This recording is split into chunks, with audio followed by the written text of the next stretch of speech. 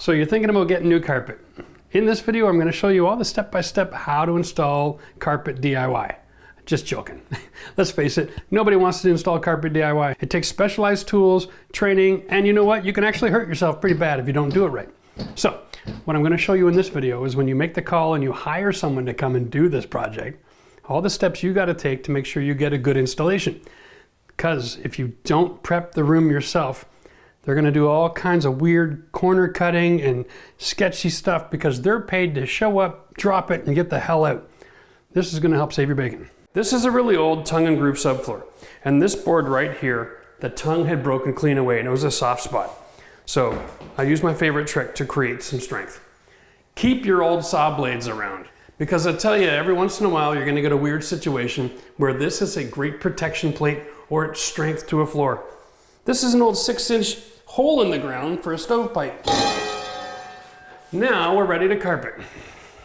Now for longevity, might I suggest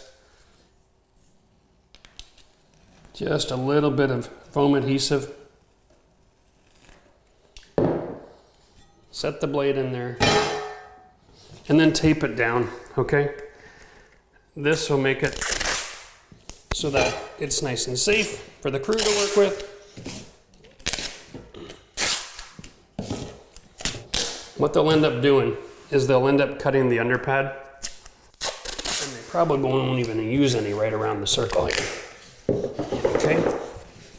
But if you know how carpet guys install, whatever the condition of the room is when they get there, that's what they work with.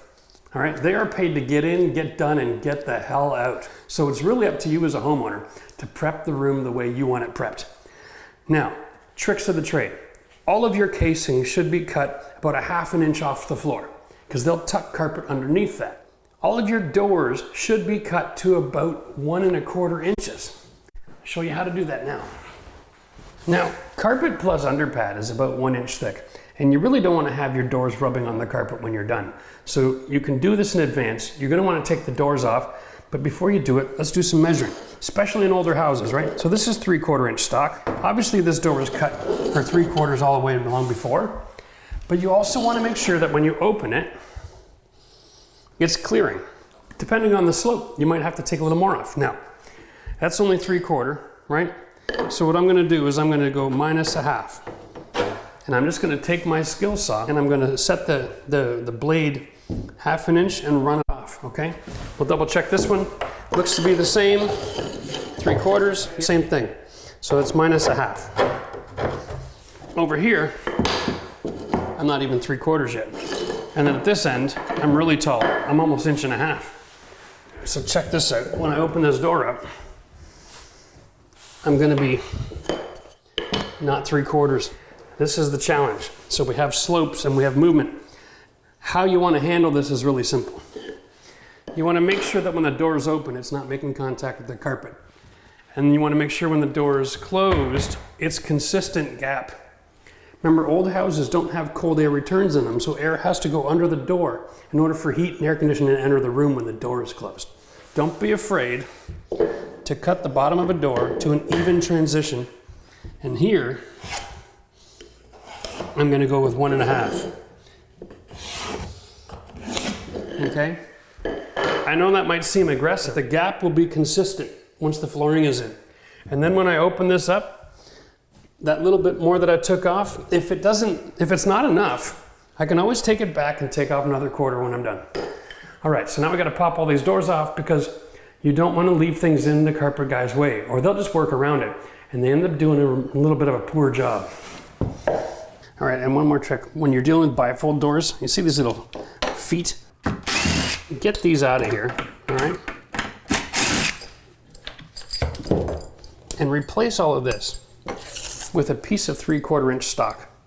If it's already primed, it makes it that much easier to paint later. All right? And we're going to want to install this right to the floor before these guys start, so they have something to carpet around. Right? That way when we're done, this can go on top, everything can be painted in, and then the door will work freely and be set above the carpet line. Works every time. I should mention, one of the reasons you can't just install this after carpet is because you really do want to have good compression, and that requires using a screw. And if you ever screw anything to carpet, you're going to find that the screw actually will grab one of the fibers and can run a line right across the entire room in just a couple seconds using a drill. Learn that one the hard way. If you're going to install your base before the carpet guys come, all right, use something to create a spacer that's about 1/2 inch. Give the gap like that, all right? What happens is when these guys come in, they'll put down a tack strip and then they'll do the underpad. And then when they do with the carpet is they actually use the wall-to-wall measurement, and they usually cut the biggest room before they get here. Here's why. That way they have a staging area. So they just unroll it and they just start tucking it right away. So what they do is they lay the carpet, they tuck it under, and then they kick it and trim it, okay? So all of this process works really good if there's a gap. If there's no gap, what they have to do is they have to keep trimming and trimming and trimming as they kick. They hate that. And they don't generally do a really good job of that because it's designed to go underneath the trim. I like to say, if you're gonna be doing carpeting, leave the room until after they're done and then add all your trim after the fact. It makes life a lot easier, especially with door casings. Can you imagine once the carpet's done, I'll just be able to come here, drop it down, set it on the carpet, and then make a mark. And if you're smart, you'll paint all your trims in advance too. These are just primed. I'm actually going to be painting my trim downstairs today while they're installing the carpet. That way tomorrow all my paint work is finished and dry and I'm ready to finish my install.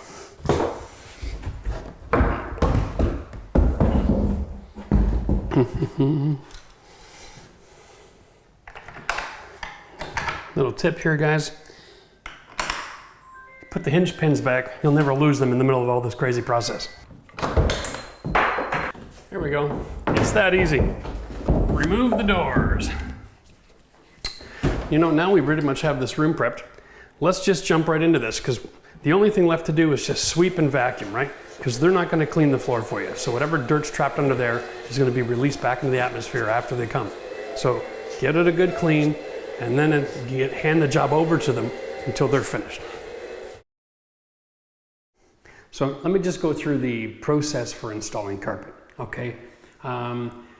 Basic steps are as follows, because we've already got the prep done, it's already cleaned up, right? So these guys, they're going to come in, they're going to pull out all of their tack strips, and they're going to nail them around the room. They're going to set them up about 1 inch away from the wall or baseboard or anywhere else where they want to have positive contact when they kick and stretch. So around the door jambs, especially, all 3 sides of each step get done as well.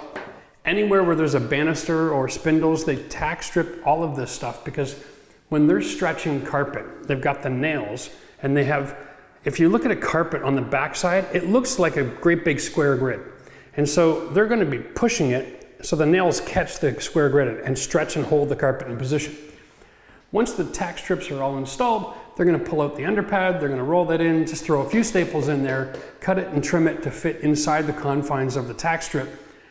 And then they're going to be ready to lay the carpet. Now usually, carpet guys will have, I hate the word usually, but there is a standard procedure here. Carpet guys will usually have the first or the biggest rooms pre-cut, and they do that back at the shop because they can roll the carpet out. They've got the dimensions and they cut it and roll it. When they get on site, they don't expect to have a huge space to be able to work in, so they have to do it back on the concrete slab of the shop. In our case, they just walk the carpet up, they throw it in the room, and they go corner to corner with it and kind of rough fit it. And they just kind of do some relief cuts anywhere there's a corner or doors or trim, all right? And they get it kind of in place. Once they get all of those details done, they usually split up into teams. One of them will finish tucking in the carpet and one guy will start working on the stairs, right? And so it's a really fast process. It's actually kind of amazing. So once he's got the carpet down and he's stretched it, it's all curled up. If you notice, when they're trimming off the carpet up against the baseboard, they have a special tool. And that great big steel tool does a precise cut. And then he pulls out the knee kicker and he stretches it one more time. And then he uses his special tool to pound the edge down after the fact, in behind the teeth, right? Remember, carpet installers install in the environment you give them. And if you give them trim that's only been painted for a week, the paint isn't cured. It won't survive the installation without damage. And now you're painting up against your carpet.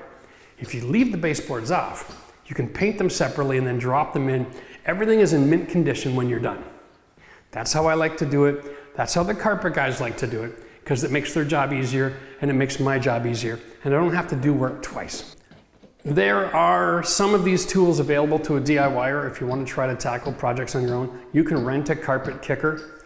You can't rent a seamer in most situations, okay? So there's very specialized equipment, and they use the razor knives. You can't just go and use an Olfa knife to install carpet.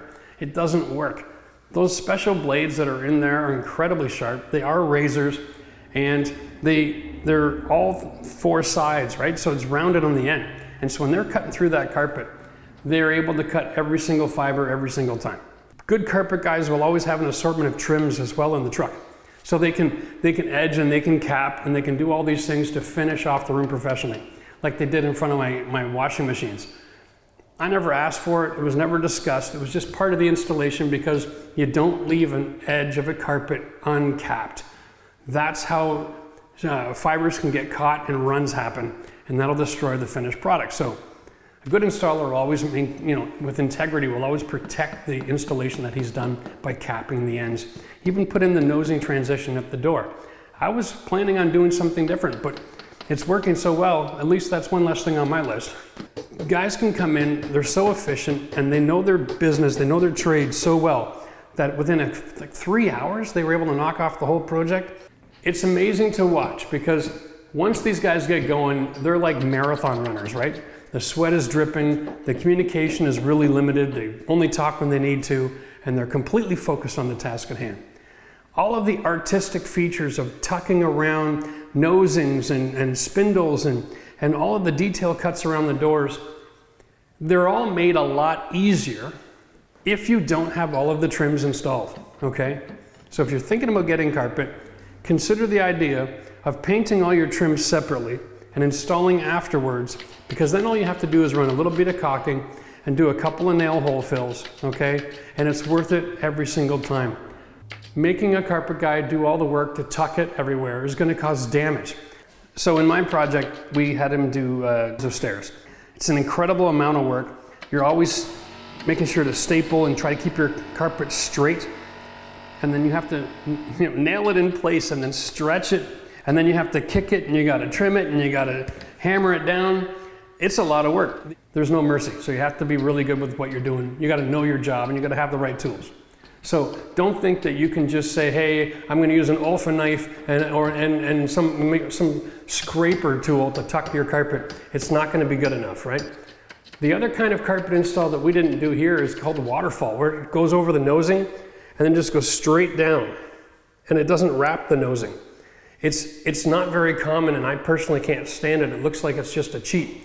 But if you're a DIYer and you're doing your own carpet, if you were just to do the waterfall, you'll find that it is a lot faster and it's a lot less work and it's a lot more precise for you, and it might be something to consider. So listen guys, the next project you're tackling, don't be afraid to call in a pro to do professional work. You can mix your DIY work with hiring a professional to help speed a project along or to get a professional result on something that you just aren't going to have the capacity to do. Paint, drywall, and carpentry, all of these things can be fixed and repaired. Bad carpet installation screams for the life of that flooring. So consider it. Like I don't use, when I'm on my jobs, I don't do roofing and I don't do carpet. That's my rule, right? And I don't do my own HVAC either. But pretty much everything else, I'm pretty bold and willing to tackle. But when it comes down to it on big projects, efficiency is key. Getting in, getting done. That's why you call a little bit of help once in a while, and it really helps with your mental game as well. All right, well here we are. It's all finished, guys. And listen, like for most things in life, with building materials especially, you get what you pay for, right? This is a decent quality carpet, but it is a superior quality underpad. And there's a lot of different qualities when it comes to the underpads that you might be really disappointed or really incredibly impressed with the overall performance of the floor. So consider saving money on the carpet and investing in a good underpad. Prep the space well, make sure that your guys have a nice clean environment to work in so that when it's finished, you can enjoy the space. Remember, when you're hiring guys in your home, if you give them an atmosphere that they can be efficient and get in and get done and get out, they're going to do a much better job than if the whole process is frustrated by you not cleaning up, or not having things set up properly, or having things in their way, or having other guys on the job site at the same time. Big no-nos, right? But if you want to learn how to do other things that you can be competent at, click the link up here. We got lots of videos on how to install flooring, do painting jobs, and all that kind of stuff. We'll see you again soon.